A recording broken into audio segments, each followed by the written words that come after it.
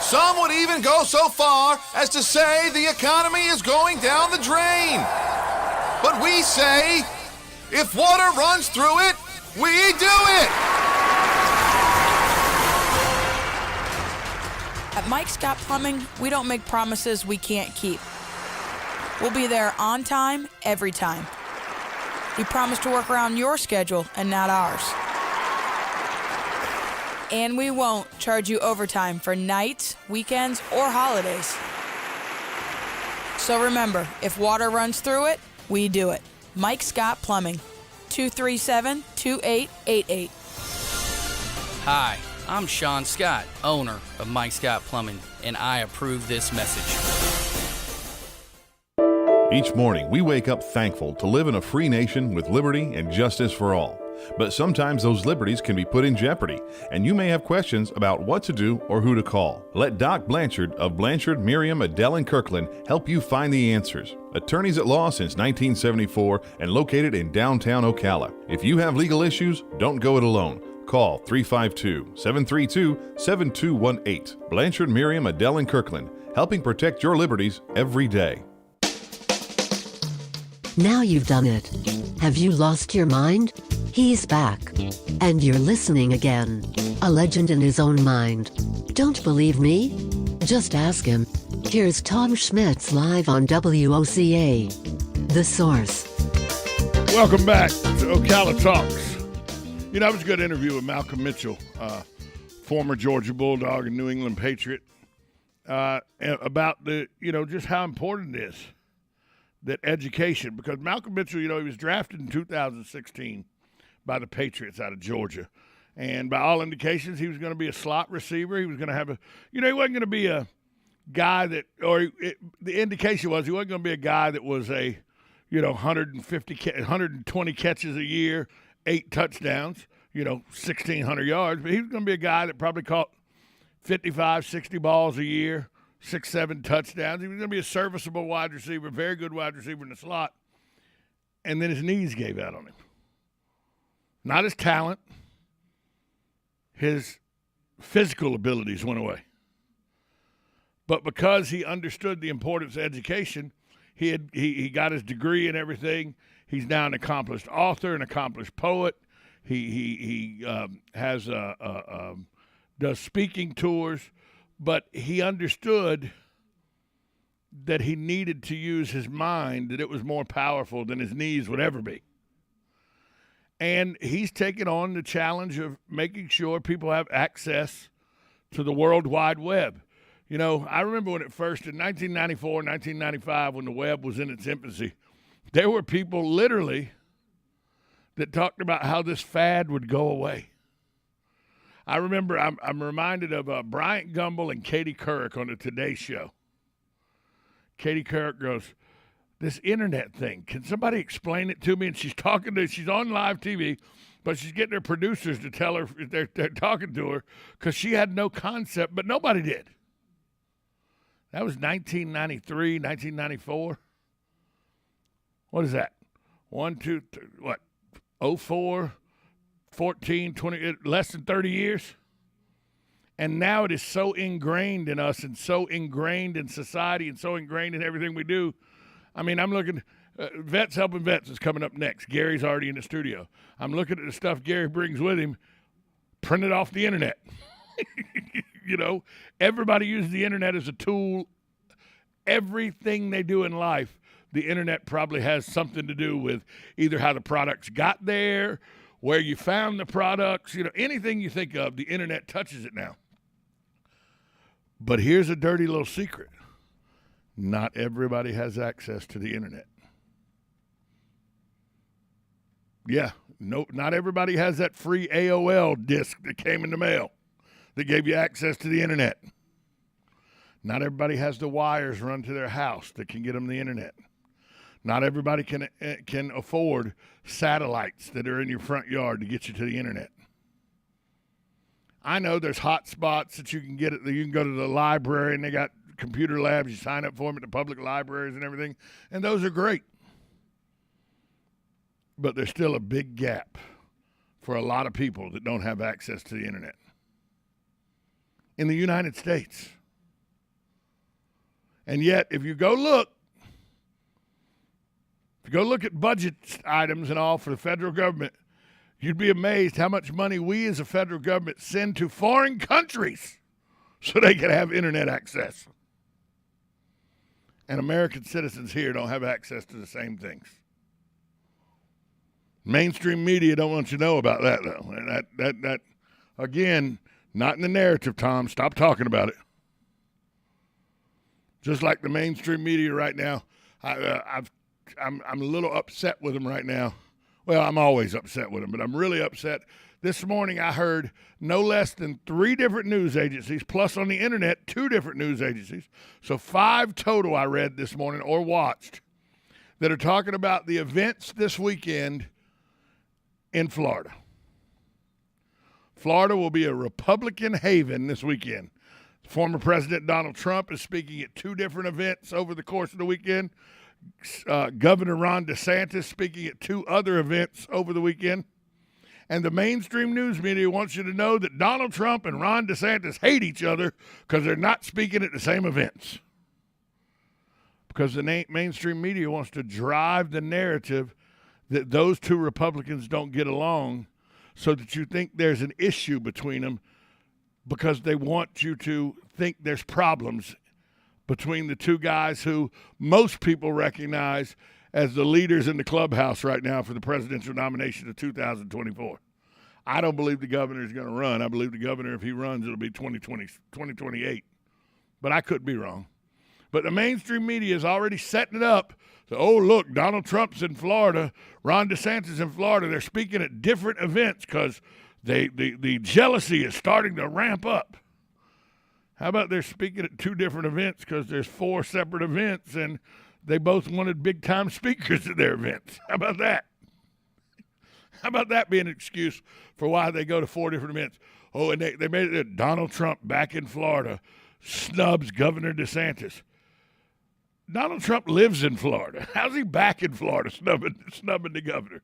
He lives here, okay? New York is his if you ask his family, New York's not a vacation home. Mar-a-Lago's the home. That's where ground zero is. But again, it's a contrived story by the media that, oh, Governor DeSantis and former President Donald Trump at odds with each other. From every indication I've talked to, from people who go to Tallahassee on the regular, interact with Governor DeSantis and his staff, Governor DeSantis has no issue with President Trump.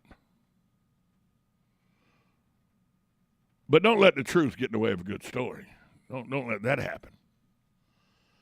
But again, if you only listen to what they tell you and don't do your research, you don't say, well, why do they think that they don't get along? Let me go try to find out why that is and go do research and ask people that maybe, remember, your representatives, your senators and all, state senators and state representatives, they'll talk to you. They're approachable. They interact with the governor and his staff. Ask them, hey, when you're in Tallahassee, you hear a whole lot of Trump bashing by the governor and his staff. Ask the questions. Don't let the news media tell you what the answers are. Go find out for yourself. That goes back to what Malcolm Mitchell said. It's all about knowing that your brain is the most powerful implement you have. Don't let somebody influence your thought process totally. Sure, you have influences. Sure, people are going to influence things. You're going to listen to people you trust. Now, you're going to have influences. But don't let any one person or any one group or any one thought influence you completely. Be your own person. Research it. Look into it. And when I say this, I'm talking about DeSantis and Trump, but I'm also talking about school board races, judgeships that are up for election, county commission seats that are up for election. I mean, if you don't do anything else that I ask you to do except go back and listen or go back and watch on YouTube the forum, the political forum that took place 2 nights ago. You think NBC's must-watch TV. You ought to watch that thing. You'll hear some people that seem like they know what they're talking about. You'll hear some people that you think might be intelligent about what they're talking about. And then you'll hear some people that you're like, how'd they ever get out of the 8th grade? But that's part of the process. Learning, going and listening, making informed decisions. All that is how you become successful. We'll take a break. We'll come back. It's time for Vets News. The guys from Vets Helping Vets, they're in the building. We'll talk to them next right here on WOCA, 1370 AM, 96.3 FM, The Source.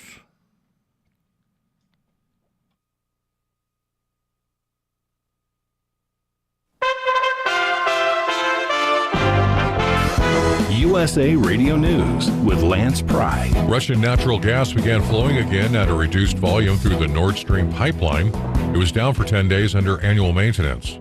EV manufacturer Tesla reported its first sequential decline in quarterly profit in more than a year as it works through global economic turmoil and an extended shutdown at its Shanghai assembly plant. The United States military has a serious recruiting problem, worse than the Vietnam days of 1975. After 5 months of the fiscal year, the Army reached only 23% of its active duty goal for new recruitments. Republican Senator Tom Cotton on Fox News says all this wokeness is a turnoff, and China is taking note. The biggest existential crisis we face is that China wants to replace us as a world superpower, and they are rapidly building out their nuclear forces that may one day overmatch our nuclear forces. USA Radio News. Finding great candidates to hire can be like, well, trying to find a needle in a haystack. Sure, you can post your job to some job board, but then all you can do is hope the right person comes along, which is why you should try ZipRecruiter for free at ZipRecruiter.com/free. ZipRecruiter doesn't depend on candidates finding you. Its powerful technology identifies people with the right experience and actively invites them to apply to your job. You get qualified candidates fast. So while other companies might deliver a lot of hay, ZipRecruiter finds you what you're looking for. The needle in the haystack.